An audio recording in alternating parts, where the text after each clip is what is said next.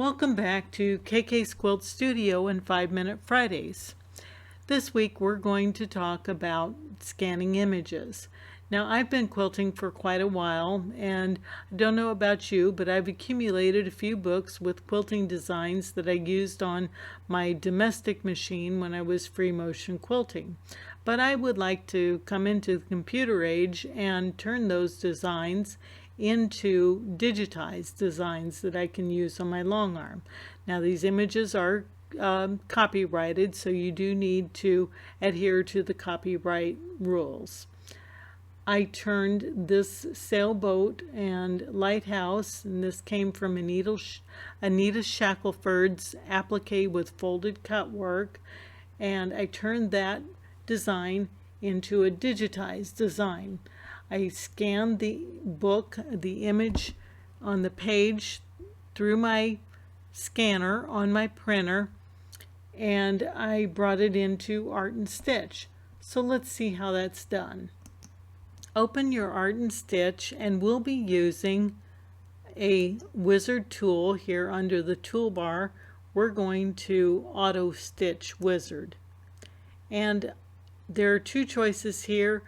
I have never been able to get my printer to work actually going through it, so I've selected my image. My printer wants to send everything wirelessly now, so I sent it wirelessly to my computer, and we're going to select that image.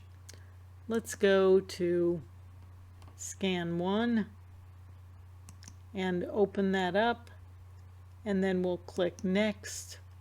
Okay, so I don't need quite all this design. You'll see that I scanned in a large portion of the page. I already have cropped out quite a bit, but I'm only interested in this portion of the design. So I'll crop that out, and let's go to next. Okay, so I have the little bit of the sailboat, and I still need to do some editing. I need to get rid of this dotted line along here. So let's edit that image, and what that does is brings up the image into our Paint, which is a Windows program that everyone has on their computer. So you'll see there's lots of things here that we can erase out, and you can do that one of two ways. You can use the eraser tool here and select the size of the eraser or the line that you want to erase, and then your mouse turns into a little box which you can erase all those lines, because we won't be needing them in our quilting design.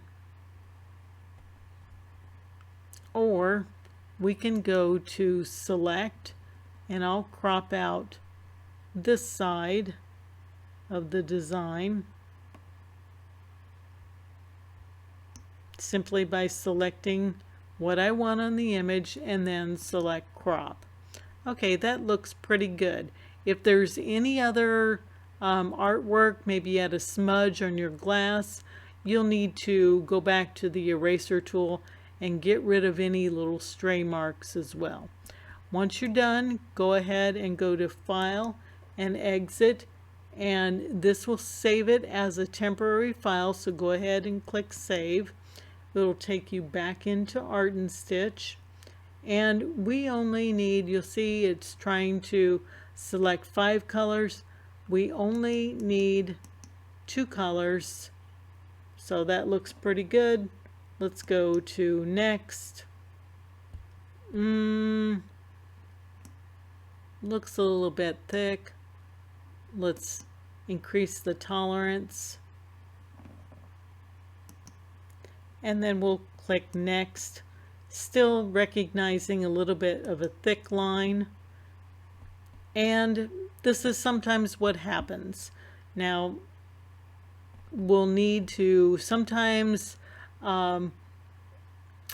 choosing the wizard isn't the best tool, but it's a way to get that shape, the outline in here, and I'm going to show you how to work around it.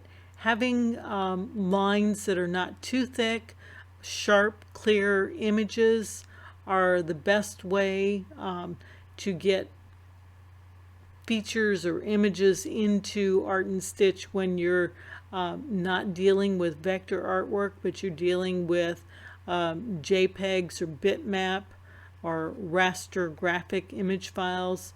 We've talked about the different types of files before. So I'm going to go back to artwork, and that is going to give me a double line, because remember I said that line was a little bit thick. And here is my workaround.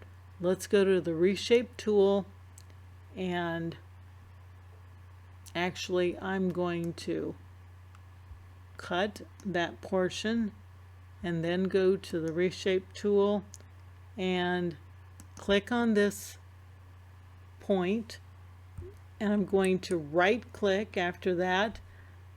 I left click to select it, right click to split the line, and up to the point on our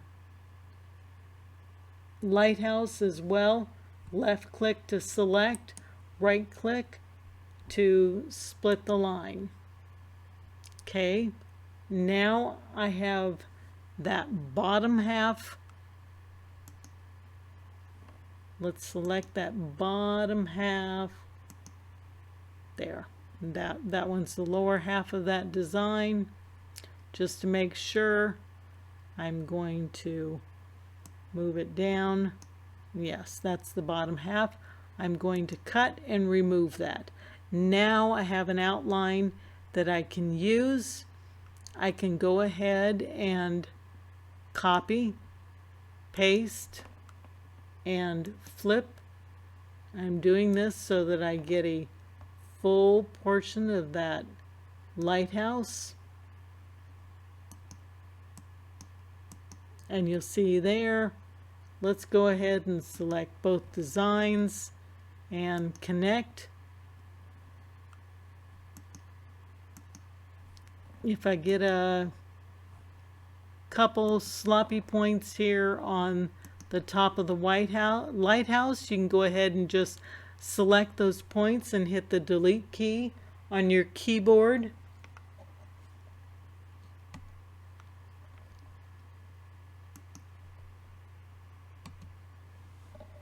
There, and that cleans that up. Let's go back to our select tool, take it into the repeat, and there is a nice repeatable border. And we did that with a few clicks in Art and Stitch, and that's how you get from a scanned image into a image that you can now quilt digitally on your long arm. Don't forget to save your working file and save in the format that you need. I hope you've enjoyed learning how to scan images in from all those quilting design books that you have. And I hope you'll try this. I will see you next time on 5 Minute Friday. And until then, I wish you happy quilting.